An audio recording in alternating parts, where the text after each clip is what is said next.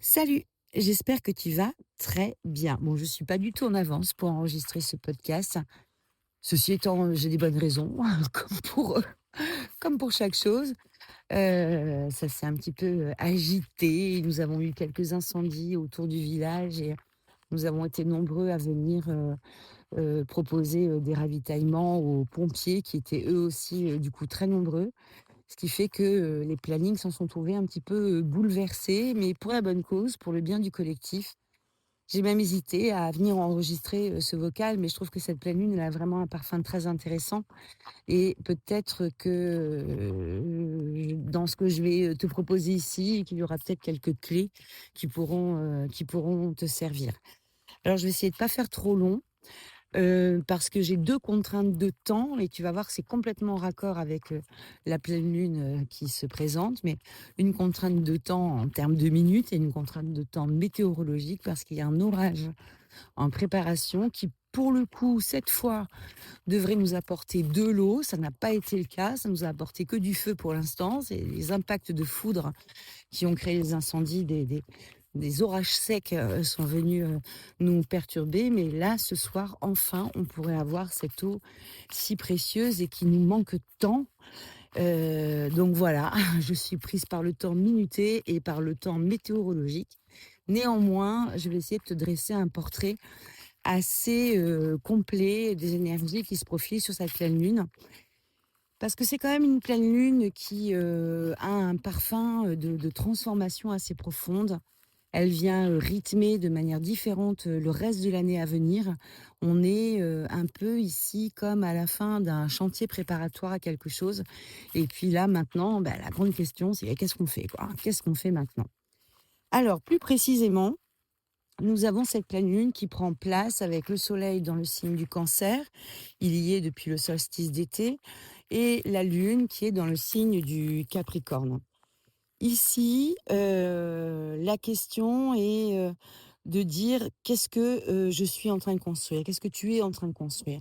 Et pas seulement dans la dynamique, professionnelle, loin s'en faut, mais dans la vie en général.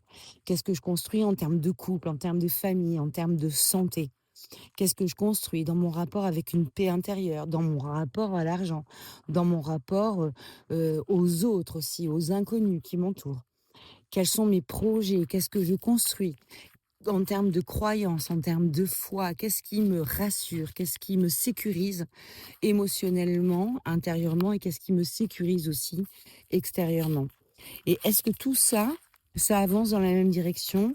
Ou est-ce que je suis en train de disperser mon énergie dans des dizaines de petits combats quotidiens qui m'éloignent en fait progressivement de l'essentiel? Cette question, elle est intéressante parce qu'elle ne cherche pas à nous faire culpabiliser. Elle est juste ici pour nous permettre de nous réaligner si c'est nécessaire. Saturne, tu sais, c'est le grand maître du temps, c'est le big boss du Capricorne, donc il est extrêmement présent dans l'énergie de cette pleine lune. C'est un personnage qui se tient presque en arrière-plan, mais qu'on va sentir néanmoins plutôt profondément. Quand on parle de Saturne, souvent on imagine les restrictions, les blocages, les difficultés, les sanctions. Et c'est vrai que ça peut ressembler à ça de temps en temps. Mais plus le temps passe, plus moi je vois que Saturne et je comprends que Saturne est probablement l'une des planètes les plus bienveillantes du système solaire. Parce qu'en fait, il ne cherche pas à nous punir. Il cherche à nous rendre solides. C'est comme un professeur exigeant, un professeur qui croit profondément en nos capacités, qui ne nous donnera jamais une excellente note simplement parce qu'il nous aime bien, parce qu'il nous trouve sympa, parce qu'on est poli. Non, il nous demandera toujours davantage. Pas par dureté, mais parce qu'il sait ce que nous sommes capables de devenir. Et c'est exactement sa personnalité. Et cette année, enfin cette année, et puis pas que pour cette année, mais Saturne trace son chemin dans l'énergie du bélier. Et le bélier, c'est signe des commencements, des pionniers, de ceux qui s'engagent, de ceux qui osent ouvrir une route là où il n'en existait pas encore. On est avec le coupe-coupe dans la jungle quand on est en train de parler du bélier, hein. C'est la création du chemin finalement. Et Saturne ralentit un peu cette impulsion initiale du bélier. Il dit avant de courir, est-ce que tu sais où tu vas? Est-ce que tu as ajusté tes paramètres? Est-ce que tu as une clarté de l'objectif que tu poursuis? On vit dans une époque où là, il y a beaucoup d'idées, beaucoup d'envies, beaucoup de projets, beaucoup de propositions aussi de la vie. On est très nombreux à avoir des carnets remplis de projets, des formations commencées, des livres achetés, des envies, superbes, des intuitions incroyables. Mais Saturne vient nous demander, presque un peu, de façon dérangeante: «Mais qu'est-ce que tu fais concrètement de toutes ces idées?» Parce qu'une intuition qui reste dans la tête, bah, elle transforme pas ta vie. Une vision sans engagement, ça reste une possibilité, mais c'est pas incarné, c'est pas passé dans la matière. Et la pleine lune, elle marque peut-être le moment où certaines possibilités demandent enfin à devenir des décisions, des prises d'options. Ça fait une différence énorme. Une possibilité nous rassure, une décision nous transforme. Alors, c'est une réflexion qui peut nous conduire quand même assez loin. Est-ce qu'il y a aujourd'hui dans ta vie un projet, une relation, une reconversion, une création que tu sais devoir concrétiser depuis longtemps, mais tu te maintiens un peu dans le confortable territoire du oui, un jour, un jour, un jour. Parce que Saturne, il est en train de nous dire quelque chose d'assez simple. Le meilleur moment pour construire, bah, c'était peut-être hier, en fait. Saturne, il met parfois l'accent sur cette idée de temps perdu ou de temps pas utilisé à son meilleur prime. Je suis en train de regarder comment évolue le vent dans les arbres. Parce que je vais pas prendre de risques non plus, quoi, hein. Heu, oui, il te dit peut-être que le meilleur moment pour construire, c'était hier, mais le deuxième meilleur moment, c'est peut-être maintenant. Il ouvre une porte en même temps. On est, avec un autre personnage très intéressant lors de cette pleine lune, c'est Mercure. Mercure est juste stationnaire, c'est-à-dire qu'il est entre la fin de sa marche avant et le début de sa marche arrière d'un point de vue visuel. Donc là, on a l'illusion justement qu'il ne bouge pas. Et il est aussi du coup très très présent dans sa dynamique énergétique lors de cette pleine lune. Il commence à peine sa rétrogradation, mais ce n'est pas visible encore. Alors bon, c'est toujours les mêmes choses et c'est aussi une réalité. Attention à nos appareils de communication, les ordinateurs, les mobylettes, les voitures, les téléphones, enfin tout ce qui nous permet finalement de relier, hein, de communiquer, de circuler, faire circuler l'information ou de circuler, nous-mêmes. Mais, réduire Mercure rétrograde à ces petits bugs, du quotidien, c'est passer quand même à côté de sa véritable richesse. Mercure gouverne notre façon de penser, notre manière d'interpréter le monde, les mots que nous employons, les histoires que nous racontons. Lorsqu'il rétrograde, il ne revient pas en arrière pour nous punir non plus. Il revient en arrière pour nous permettre de mieux comprendre, de revisiter, de réécrire. Imagine que nous soyons en train de visiter une immense bibliothèque, on avance d'étagère en étagère et puis soudain, on réalise qu'on a laissé derrière nous un livre ouvert, un livre qu'on croyait fermé. Mais en fait non, il nous manque encore un chapitre. Et c'est exactement cela que Mercure nous permet. Il nous ramène vers une conversation inachevée, une émotion comprise trop vite et peut-être de manière imparfaite, une décision prise dans un contexte qui n'est plus celui d'aujourd'hui. Et comme Mercure rétrograde en Cancer, ce livre, il parle très souvent de notre histoire personnelle. Des histoires qui continuent de nous diriger. Et on sous-estime souvent énormément le pouvoir de nos récits. On pense vivre notre vie en toute liberté, mais en vérité, nous avons cette capacité incroyable d'aller nous mettre des barreaux à notre vie. Alors, plein de vocabulaire, hein, puis plein d'héritage aussi familial dans des petites phrases qu'on va utiliser. Il faut travailler dur pour réussir. Ne fais pas de vagues. Les artistes ne gagnent pas leur vie. Il faut être raisonnable. Tu es trop sensible. Tu demandes trop.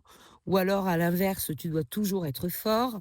Ces phrases qui deviennent parfois des lois invisibles, que nous cessons même de les remettre en question parce qu'elles nous ont imprégné notre ADN et finalement, on ne les entend plus. Elles viennent comme un parfum d'ambiance, toujours exister en fait dans notre esprit. Et puis, elles deviennent une forme de normalité pour nous. Mercure rétro vient doucement souffler sur la poussière. Il nous invite à ouvrir certains dossiers. Est-ce que ça, c'est vrai? Est-ce que ça, c'est vrai aussi? Il n'est pas là pour raviver les blessures, mais pour nous aider à vérifier si ces histoires nous appartiennent encore ou s'il est temps peut-être, de nous en détacher. c'est un appel à grandir, c'est un appel à la croissance. Et on met pas le passé dans le tiroir et on l'oublie, c'est choisir consciemment ce que l'on décide d'en conserver. Dans le même temps, on a Jupiter qui termine son année d'exploration de l'énergie du Cancer. Au moment de la pleine lune, il est sur 29e degré de l'énergie du Cancer. C'est le degré anarétique, c'est un degré extrêmement important, hein. C'est la dernière marche du podium, la dernière course avant de changer de signe. Donc, c'est comme un peu le big boss de la fin d'un jeu vidéo, le 29e degré. Et Jupiter a cette fonction de loupe, il vient amplifier un petit peu tout ce qu'il touche finalement. Alors pour le coup, lui, il nous parle vraiment, vraiment de croissance, d'expansion, de confiance, de sens, d'une forme de loi aussi, d'une loi universelle. Il est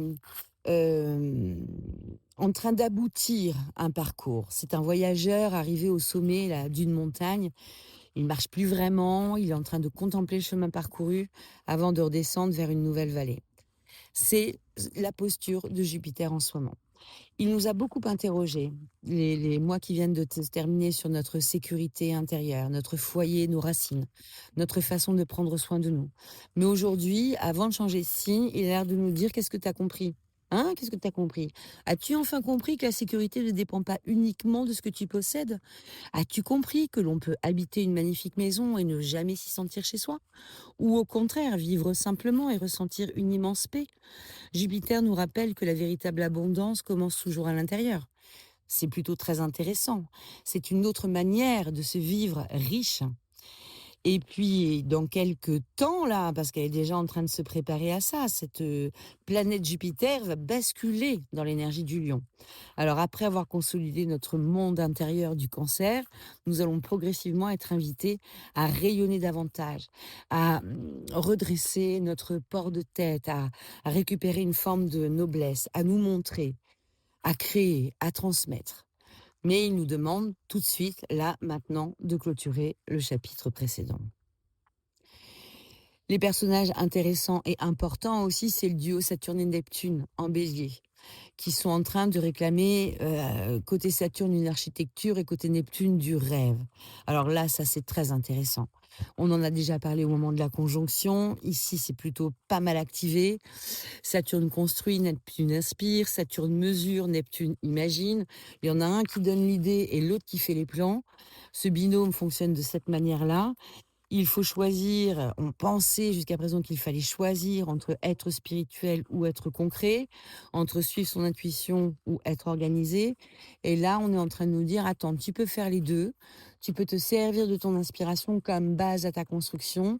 Tu peux te servir de ton pragmatisme et de ton côté raisonnable et responsable pour donner corps à ta vie, à tes rêves. C'est plutôt très positif et enthousiasmant, mais ça vient aussi nous dire qu'un rêve qui n'est jamais incarné, ça reste juste une consolation. Ce fameux truc de aller un jour, ben oui, mais si c'était maintenant le jour. Une stratégie sans âme, ça devient une prison, et comme un rêve sans structure, ben ça devient finalement un fantasme illusoire dans lequel on va se plonger quand on a besoin comme ça d'une petite douceur, mais avec peu d'espoir de la concrétiser si on en reste rien, si on en reste là, pardon.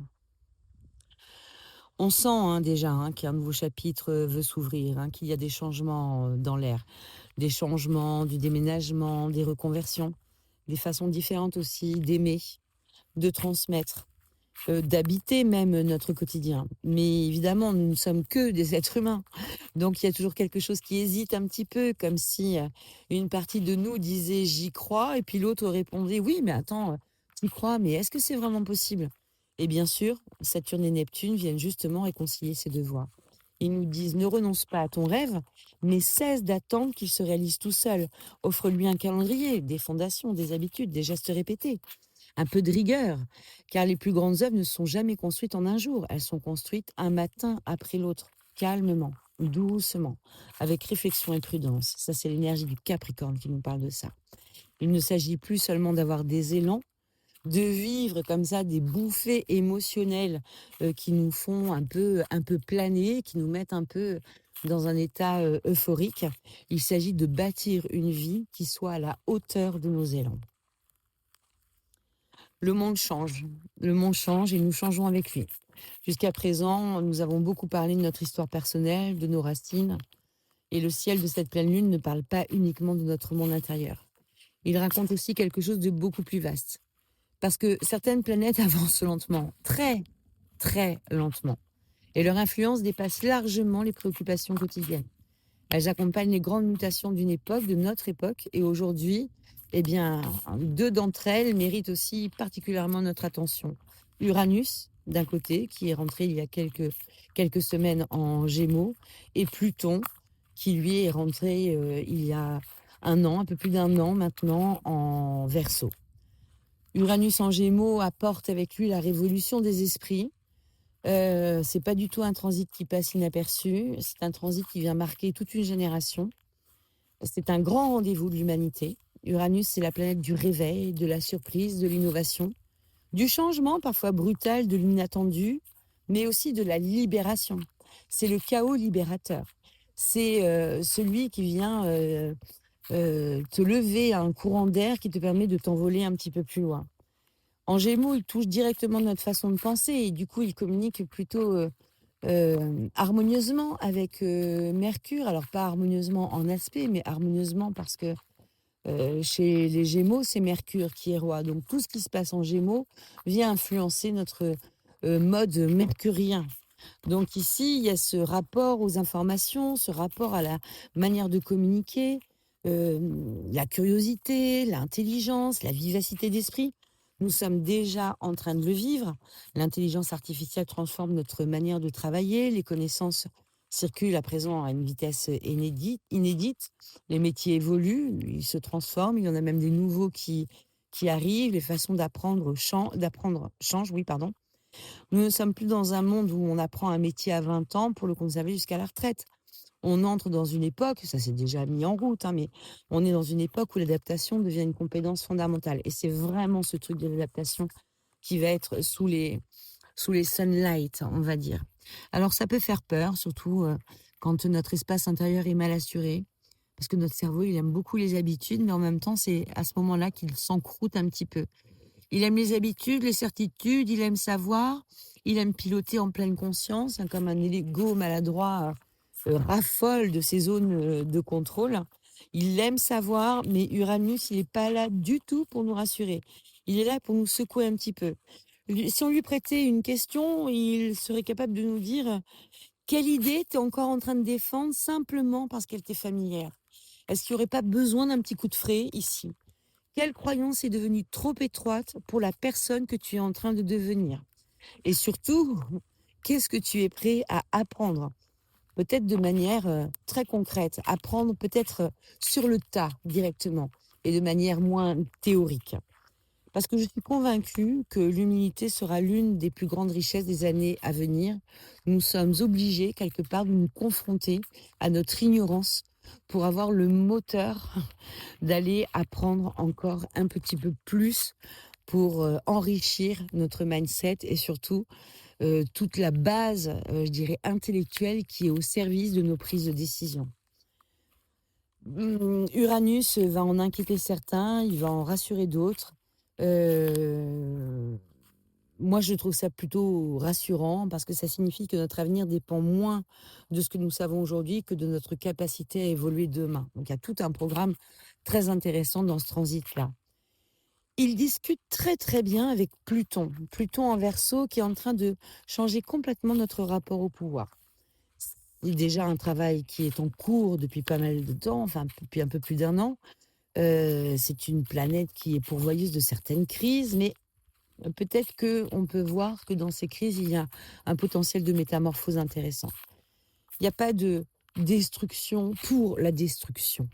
Il y a de la destruction objectivée dans la dynamique plutonienne. Il enlève juste ce qui n'est plus vivant de la même manière que tu vas aller couper les branches mortes de tes arbres ou que tu vas aller voilà, débarrasser l'herbe coupée ou ce qui ne te convient plus. Il agit comme un jardinier, il taille, il élague, il retire ce qui empêche l'évolution et la croissance. Depuis son entrée en Verseau, Pluton est en train de transformer notre rapport au collectif, à la manière dont nous nous rassemblons, notre rapport au réseau, à la technologie, à l'influence. Pendant très longtemps, le pouvoir appartenait à quelques-uns. Aujourd'hui, il y a davantage de diffusion. Une personne seule peut toucher des milliers de personnes depuis son salon. Une idée peut faire le tour du monde en quelques heures, si elle est intéressante, évidemment. Pluton nous invite à réfléchir à une question essentielle. Qu'est-ce que c'est le pouvoir, en fait? Pouvoir. Qu'est-ce que c'est le pouvoir? Pour toi, pour moi, de façon individuelle, est-ce qu'on associe à pouvoir domination? Est-ce qu'on associe contrôle? Est-ce qu'on associe pouvoir et accumulation? Ou est-ce qu'on associe pouvoir et inspiration? Pouvoir et transmission? Pouvoir et possibilité de faire grandir aussi le collectif autour de nous par notre expérience, comme notre voisin, notre voisine pourra aussi nous faire grandir par le biais de sa propre et singulière expérience. Peut-être que le véritable pouvoir de demain, ça sera plus celui qui impose de manière verticale une hiérarchie un peu oppressante. Peut-être que le pouvoir de demain, c'est le pouvoir qui élève. Cette réflexion, elle est importante, hein, quel que soit l'environnement dans lequel on évolue, parce que il nous remet en face de nos propres influences personnelles, de l'influence dont on dispose, nous, partout, dans tous les endroits où nous évoluons, que ce soit avec nos enfants, nos proches, nos collègues, nos clients, nos voisins, nos élèves. La question est pas, du coup, n'est peut-être pas est-ce que j'ai du pouvoir? La question deviendrait mais qu'est-ce que je fais de l'influence que j'ai déjà? Je vais la mettre au service de quelle valeur, cette influence? Je vais la mettre dans l'axe de quelle construction? Qu'est-ce que je vais bâtir? Qu'est-ce que je fais de l'influence que j'ai déjà? Comment je m'en sers? Comment je la mets au service de l'endroit dans lequel j'évolue? Alors, ça, c'est du programme lourd, hein, Uranus et Pluton. Bon, on est là pour un bout de temps avec ces 2 planètes dans leurs signes respectifs. Puis, nous avons des planètes un peu plus rapides, tu le sais, Vénus notamment. Vénus qui est en train de nous dire, dis donc, la joie, c'est peut-être pas un luxe en fait, parce que ce ciel est quand même relativement exigeant. Et puis Vénus va nous permettre un peu de respirer. Elle est en Lion, donc elle est visible. Elle est pailletée, étincelante, toute dorée, toute lumineuse. Et elle est en train ici de nous booster dans nos capacités de rayonnement. Comme très très vite, hein, Jupiter va basculer aussi dans ce signe du Lion, Vénus va plus que jamais devenir la star qui attire les regards par son rayonnement personnel. Elle est là pour nous apprendre à créer, à aimer, à célébrer. On a parfois tendance à croire qu'on en profitera plus tard parce qu'on a toujours des obligations et des responsabilités à gérer en fait avant. Quand les programmes sont réglés, je regarderai ça. Quand j'aurai davantage d'argent, je regarderai ici. Quand j'aurai plus de temps, je ferai ça. Quand les enfants seront grands, le quand qui nous repousse aussi toujours plus loin en fait du moment de la réalisation. Vénus, elle nous dit une vérité qui est toute simple. La joie, c'est pas la récompense du chemin. Elle fait partie du chemin. Créer, peindre, danser, rire, partager un repas, observer un coucher de soleil, tout cela nourrit notre capacité à construire. Nous avons parfois oublié que la beauté est une force, que se nourrir du beau, du brillant, du lumineux, ça nous donne de la force. Et prendre soin de ce qui nous émerveille est aussi une manière de prendre soin de nous-mêmes. Il y a des cercles vertueux à créer ici grâce à Vénus en Lion. Et Mars, lui, écoute, ça c'est très intéressant parce que quand Mars est en train de parler de notre énergie, de notre capacité d'action, de notre manière aussi de passer à l'acte. En cette fin de mois de juin, Mars termine sa traversée du Taureau. C'est pas un Mars impatient, il n'est pas impulsif, hein, il est constructeur lentement en Taureau, énergie prudente tout aussi. Ici, Mars préfère faire un pas solide à 10 pas précipités et trop rapides. Et je crois que cette image résume parfaitement cette pleine lune. On vit dans une société qui valorise souvent la vitesse. Ici, ça n'a pas été le cas avec le transit de Mars en Taureau. On était loin du toujours plus vite, toujours davantage, toujours plus. Mars en Taureau, il nous dit autre chose. Il nous dit: «Ne mesure pas ta vie au nombre de choses que tu fais. Mesure-la à la qualité de ce que tu construis». C'est une phrase que je m'efforce, de me rappeler parce que j'ai tendance, moi de mon côté, tu vois, à être souvent un peu trop rapide dans mes actions et Mars m'a beaucoup tempérée, à l'occasion de son passage en Taureau ici. Parce qu'en fait, toutes les actions ne se valent pas, en fait. Il y en a qui nous épuisent, il y en a qui nous nourrissent, il y en a qui dispersent notre énergie, il y en a d'autres qui sont là vraiment au service de l'élévation de notre avenir. Et cette pleine lune, elle nous invite justement à faire le tri, à investir notre temps comme on investirait un jardin, en sachant que tout ce que nous arrosons aujourd'hui façonnera notre paysage de demain.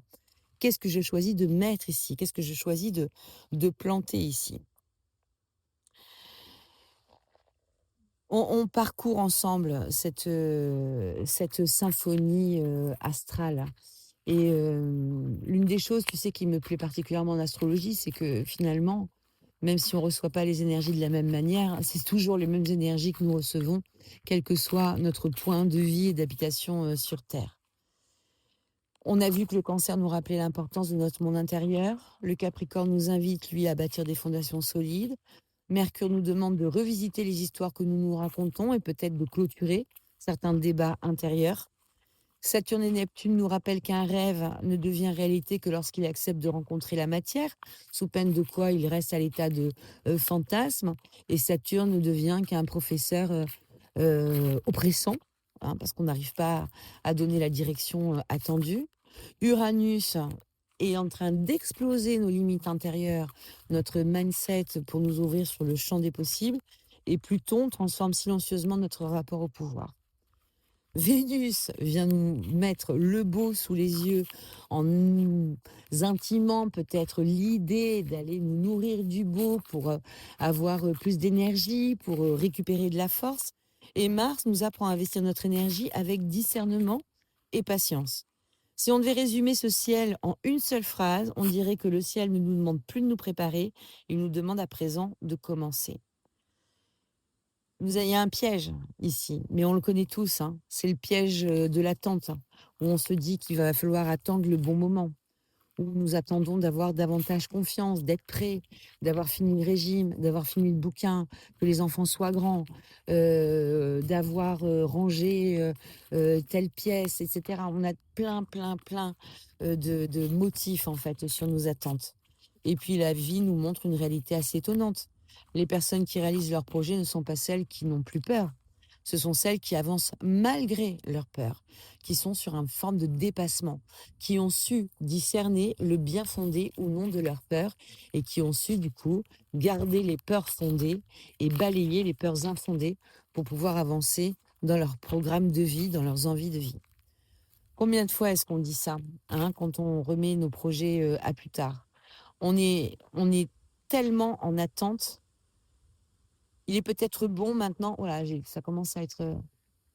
oui, oui, l'orage se précise. Encore très uranien tout ça.